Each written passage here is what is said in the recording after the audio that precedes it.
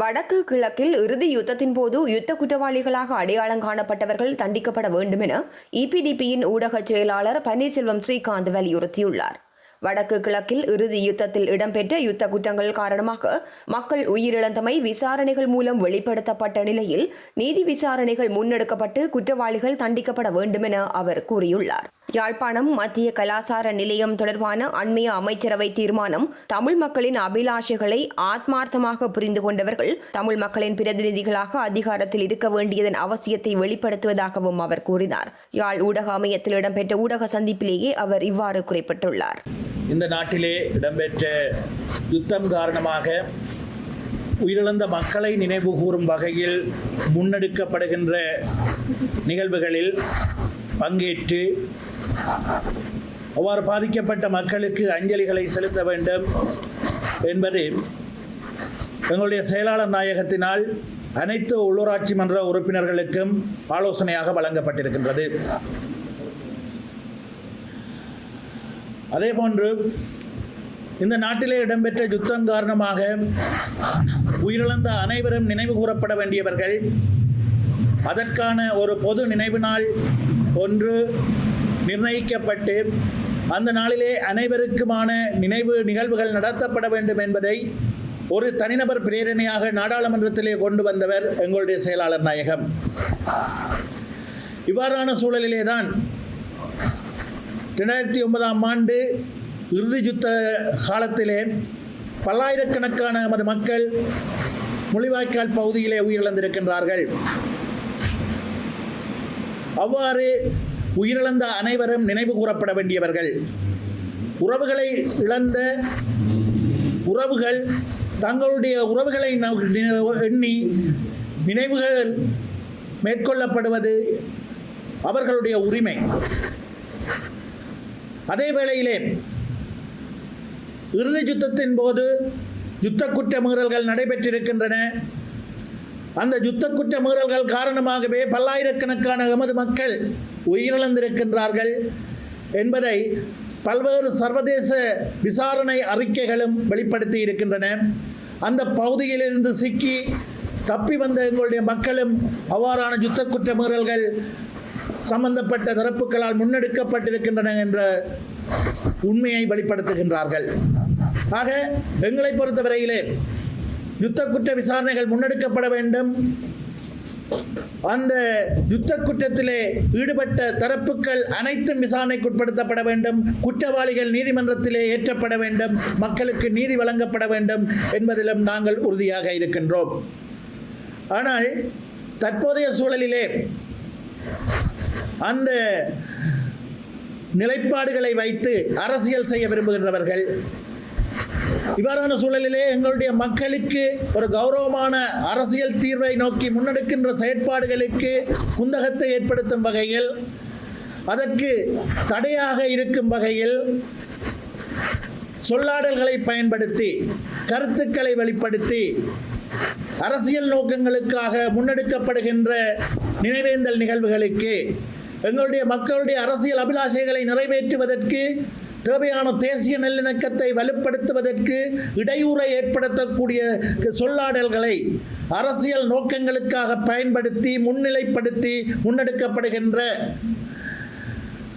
நினைவேந்தல் நிகழ்வுகளில் நாங்கள் கலந்து கொண்டு மிகவும் கீழ்த்தரமான அரசியல் நிகழ்வுகளை செய்ய விரும்பவில்லை.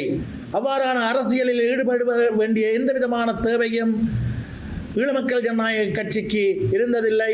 அவ்வாறான கீழ்த்தரமான அரசியலிலே நாங்கள் ஈடுபடப் போவதும் இல்லை என்பதை நாங்கள் ஒரு பொறுப்பு வாய்ந்த கட்சி என்ற வகையிலே தெரிவித்துக் கொள்ள விரும்புகின்றோம். அனைவருக்கும் வணக்கம். கடந்த அமைச்சரவை கூட்டத்திலே யாழ்ப்பாணம் மத்திய கலாச்சார நிலையத்தினுடைய செயற்பாடுகள் தொடர்பாக அதனை செயற்படுத்துவதற்கான ஒரு நம்பிக்கை நிதியம் ஒன்றை பௌத்த சாசன அமைச்சின் கீழ் உருவாக்குவது தொடர்பான ஒரு தீர்மானம் ஒன்று நிறைவேற்றப்பட்டிருக்கிறது. இது தொடர்பாக நேற்றைய தினம் யாழ் மாநகர சபையிலே இடம்பெற்ற கூட்டத்திலே ஈழமக்கள் ஜனநாயக கட்சியின் உறுப்பினரும் எங்களுடைய முன்னாள் யாழ் மாநகர முதல்வருமான கௌரவ யோகேஸ்வரி பத்மராஜா அவர்கள் தன்னுடைய பிரேரணை ஒன்றை சமர்ப்பித்து அந்த பிரேரணை கூட ஏகமனதாக நிறைவேற்றப்பட்டிருக்கிறது. இந்த சூழலிலே எங்களுடைய மக்களுக்கு சில யதார்த்தங்களை, சில உண்மைகளை, சில எச்சரிக்கைகளை வெளிப்படுத்த வேண்டியது, பகிர்ந்து கொள்ள வேண்டியது அவசியம் என்று கருதுகின்றோம். யாழ் மத்திய கலாச்சார மத்திய நிலையம், யாழ்ப்பாணம் கலாச்சார மத்திய நிலையம் என்பதை மத்திய அரசினுடைய கட்டுப்பாட்டில் அல்லது அதனுடைய ஆளுகையோடு செயற்படுத்த வேண்டும், ஆளுகைக்குள் கொண்டுவர வேண்டும் என்ற சிந்தனை இந்த அரசாங்கத்தினால் மாத்திரம் முன்னெடுக்கப்பட்ட ஒரு விடயம் அல்ல. எங்களுடைய செயலாளர் நாயகம் தோழர் டக்ளஸ் தேவானந்தா அவர்களுடைய வேண்டுகோளுக்கு அமைய இந்தியாவினால் இந்திய மத்திய கலாச்சார நிலையம் உருவாக்கி தரப்பட்டுள்ளது. தமிழ் மக்களுடைய, எங்களுடைய மக்களுடைய கலாச்சார விழுமியங்களை, தனித்துவங்களை பாதுகாத்து வளர்த்தெடுக்கும் நோக்கிலே தமிழ் மக்களுடைய தனித்துவ அடையாளமாக இருக்கக்கூடிய யாழ்ப்பாணத்தினுடைய அடையாளங்களை, தனித்துவங்களை பாதுகாத்து முன்னேற்றும் நோக்கிலே இந்திய அரசாங்கத்தினால் நவீன தொழில்நுட்ப வசதிகளோடு உருவாக்கி தரப்பட்டுள்ள இந்த யாழ் மத்திய கலாச்சார நிலையத்தினுடைய செயற்பாடுகள் ஆரம்பத்திலே தீர்மானிக்கப்பட்டது போன்று யாழ் மாநகர சபையின் ஆளுகைக்குள் இருப்பது தவிர்க்கப்பட வேண்டும் என்ற ஒரு உள்நோக்கத்துடன் கடந்த கால அரசாங்கங்களும் பல்வேறு முயற்சிகளை மேற்கொண்டிருக்கின்றன. மத்திய அரசாங்கத்தின் கொண்டு வருவதற்கான முயற்சிகளை மேற்கொண்டிருக்கின்றன. அதிர்ஷ்டவசமாக அந்த காலகட்டங்களிலே எங்களுடைய செயலாளர் நாயகம் அமைச்சரவையில் ஓர் அங்கமாக, அரசாங்கத்தின் ஒரு பங்காளராக இருந்தமையினால் அவ்வாறான முயற்சிகளை மிகவும் தந்திரோபாயமாக, லாபகமாக கையாண்டு அந்த முயற்சிகளை தடுத்து நிறுத்தி இருந்தார். 2023ஆம் ஆண்டு கோட்டாபாய ராஜபக்ஷ ஜனாதிபதியாக இருந்த காலப்பகுதியிலே அப்போதைய பிரதமராக இருந்த மஹிந்த ராஜபக்ஷ தலைமையில் இந்தியாவிற்கான உத்தியோகபூர்வ விஜயத்தினை மேற்கொண்ட போது புதுடில்லியிலே பாரத பிரதமர் நரேந்திர மோடியுடனான சந்திப்பொன்றின் போது துறைசார் அமைச்சரினால் யாழ்ப்பாணம் மத்திய கலாச்சார நிலையத்தை மத்திய அரசாங்கத்தின் ஆளுகைக்குள், கட்டுப்பாட்டுக்குள் எடுப்பதற்கு தொடர்பிலே பிரஸ்தாபிக்கப்பட்டது. உடனடியாகவே அங்கே இருந்த எங்களுடைய செயலாளர் நாயகம் தோழர் டக்ளஸ் தேவானந்தா அவர்கள் இந்த யாழ்ப்பாணம் மத்திய கலாச்சார நிலையம் என்பது தமிழ் மக்களுடைய அல்லது யாழ்ப்பாண மக்களுடைய தனித்துவங்களை பாதுகாப்பதற்காக உருவாக்கப்பட்டது. அது யாழ் மாநகர சபையினுடைய கட்டுப்பாட்டுக்குள் வழிபடுத்தலில் இருந்தால்தான் அதனுடைய இலக்கை இலகுவாக எய்த முடியும் என்ற கருத்தினை முன்வைத்திருந்தார். அந்த நிலையிலே பிரதமர் நரேந்திர மோடியும் ஏலவே தீர்மானிக்கப்பட்டது போன்று அது யாழ் மாநகர சபையினிடமே ஒப்படைக்கப்படுவதுதான் சரியானது என்ற தீர்மானத்தை முன்னெடுத்திருந்தார். ஆக இந்த விடயம் என்பது தற்போதைய அரசாங்கத்தினால் மாத்திரம் முன்னெடுக்கப்பட்ட விடயம் அல்ல. அந்த அடிப்படையிலே பார்க்கின்ற பொழுது தற்போதைய அரசாங்கத்திலே தமிழ் மக்களுடைய உணர்வுகளை புரிந்து கொண்ட, தமிழ் மக்களுடைய இருப்பையும் அவர்களுடைய கலாச்சார பண்பாட்டு விழுமியங்களையும் பாதுகாக்க வேண்டும் என்பதிலே ஆர்ப்பார்த்தமான ஒரு பற்றுறுதியற்றவர்கள் இந்த அரசாங்கத்திலே பங்காளர்களாக அல்லது எங்களுடைய மக்களின் பிரதிநிதியாக இருக்கின்ற துரதிர்ஷ்டம்தான் இவ்வாறான நிலைமைகள் ஏற்படுவதற்கு காரணம் என்ற உண்மையை நாங்கள் புரிந்து கொள்ள வேண்டும்.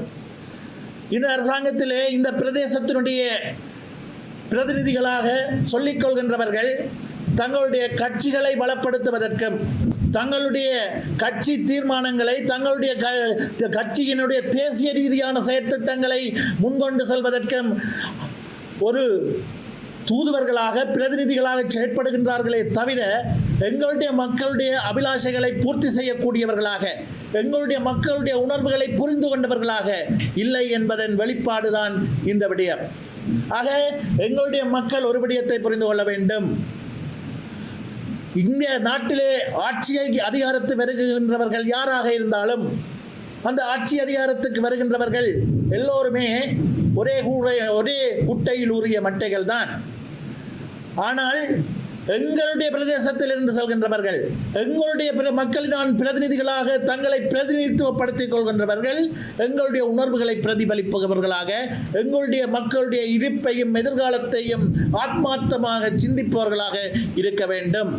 அவ்வாறு இல்லாமல் தவறான முடிவுகளை தொடர்ந்து எங்களுடைய மக்கள் எடுப்பார்களாக இருந்தால், இவ்வாறு எங்களுடைய இருப்பு, தமிழர்களுடைய எதிர்காலம் ஒரு கருவறுப்புவதற்கான சிந்தனைகள் ஒரு நாசுக்கான முறையில் முன்னெடுக்கப்படுவதை தவிர்க்க முடியாது போகும் என்ற ஒரு யதார்த்தத்தை எங்களுடைய மக்கள் புரிந்து கொள்ள வேண்டும் என்பதை இந்த சந்தர்ப்பத்திலே நாங்கள் தெளிவுபடுத்துகின்றோம். அதன் வெளிப்பாடாகத்தான் இந்த கலாச்சார மத்திய நிலையம் தொடர்பான இந்த தீர்மானம் வெளியாகி இருக்கிறது.